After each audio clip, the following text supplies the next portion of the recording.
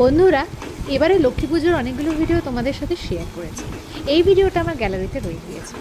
আমি ভেবেছিলাম এবারে আমি আমার মা লক্ষ্মীকে নিজে হাতে আলুর তরকারি আর লুচি এই দুটো বানিয়ে খাওয়াবো।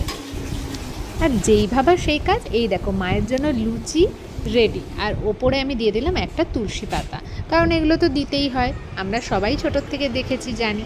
চলো এবারে সিঁড়ি দিয়ে ওপরে উঠি।